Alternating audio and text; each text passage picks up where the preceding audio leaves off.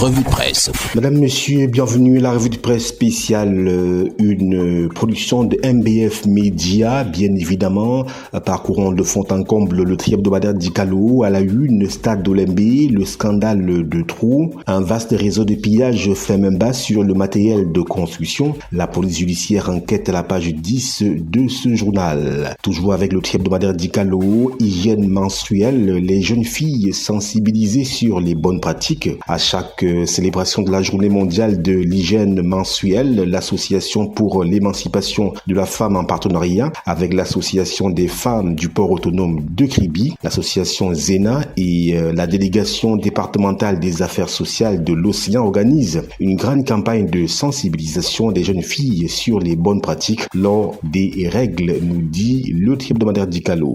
Poursuivons avec d'Icalo en recueillant des réactions. Encore des efforts à faire.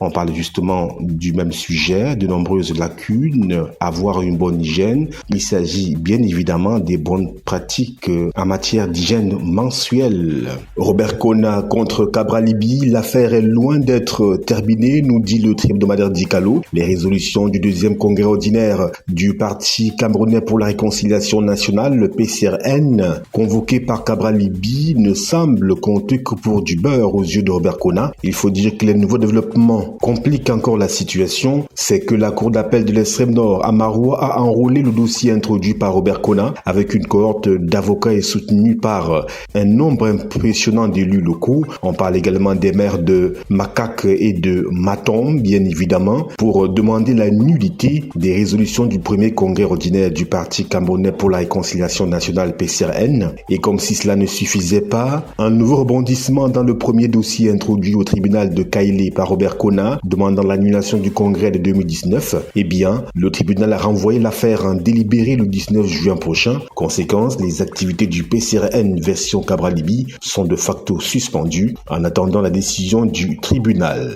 Chaud devant. Toujours avec la présidentielle 2025, Pierre Kouemo sera le candidat de l'UMS. 14 ans après sa création, l'Union des mouvements socialistes va présenter un candidat à l'élection présidentielle d'octobre prochain qui se veut être celle de toutes les peurs. Toujours avec le tri-hebdomadaire d'Icalo, enquête impossible, Monseigneur Benoît Mbala, 4 ans déjà. L'enquête, l'évêque de Bafia s'en est allé dans des conditions troubles et les raisons de sa mort logées dans le registre des enquêtes impossibles, nous dit le tri-hebdomadaire d'Icalo. Toujours avec d'Icalo, la reconstruction du Nozo piétine, 24% des fonds mobilisés en 5 ans seulement. La reconstruction des régions du nord-ouest et du sud-ouest Cameroun, théâtre de la crise sécessionniste, est engagée depuis 2020 à travers un plan de relance dédié à cette cause. L'évaluation était à l'ordre du jour à l'occasion de la tenue le 31 mai 2025 à Boya de la 6e session du comité de pilotage de ce projet sous la présidence du Premier ministre, chef du gouvernement, Joseph Dion-Gouté. Eh bien, on apprend que la reconstruction du Nozo piétine. Port obligatoire du badge bras de fer entre le ministre Ngalé Bibé et les syndicats de transport. Alors que le communiqué ministériel rendant obligatoire le port du badge sécurisé par tous les transporteurs rentre dans sa phase répressive depuis le lundi 2 juin 2025, eh bien, les organisations syndicales en appellent au boycott de cette décision. Eh bien, Dicalo nous en dit davantage. Projet d'infrastructure, le ministre Elanga Obama à Garoua, le ministre de la décentralisation et du développement local a effectué ce dimanche 8 juin une visite de chantier d'infrastructure dans la ville de Garoua. GECOM 2025, quelle plus-value pour le Cameroun? C'est la grosse question. Du 2 au 4 juin 2025, le Cameroun a abrité les assises de la 3e édition des journées économiques internationales des communes. De très nombreuses opportunités de développement pour les 360 mairies que compte le Cameroun, nous dit le tri-hebdomadaire d'Icalo. Port autonome de Douala, 2500 conteneurs débarqués menacés de vente aux enchères. La Banque mondiale finance l'aménagement urbain. Le Cameroun décroche près de 115 milliards de francs CFA. D'après les chiffres de la Banque mondiale, le Cameroun affiche 3,6% de taux annuel de croissance de l'urbanisation avec une estimation d'environ 73% de la population qui sera contrainte de résider en ville d'ici 2050 contre 53% en 2023. Eh bien, Dicalo nous dit tout. formation en pisciculture et agriculture, une quarantaine de jeunes à l'école des techniques.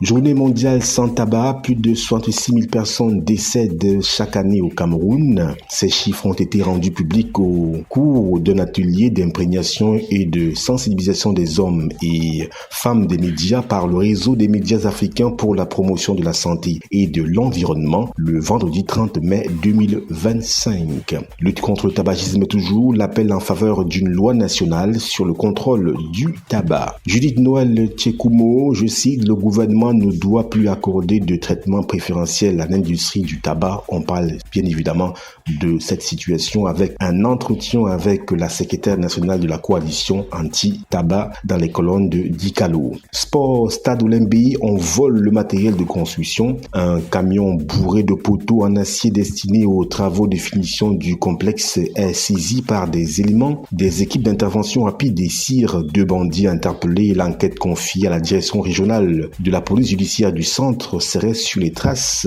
d'un vaste réseau de pillage. De Pichini à Magui, le scandale de trop. Avant le déclenchement de cette affaire qui met en branle les services de sécurité, il y a eu des décisions de justice dont le hebdomadaire Dikalo nous en rappelle les grandes lignes. Marbrice, le plus important, ce sont les éliminatoires de la Coupe du Monde. Fin de citation. À l'issue de la première rencontre des Lions indomptables dans le cadre du tournoi Afrique 8 Series à Marrakech au Maroc, Marbrice, le sélectionneur de l'équipe nationale masculine du Cameroun, n'a pas caché sa satisfaction malgré l'absence des cadres laissés au repos. Le technicien belge a salué la prestation des jeunes joueurs appelés pour cette rencontre. En attente de justice, le petit Mathis inhumé à Bamena. Le petit Mathis, âgé de 6 ans, a achevé son voyage terrestre ce samedi 7 juin 2025, inhumé dans son village natal de Bamena, dans la région de l'ouest du Cameroun. Puis son âme reposer en paix,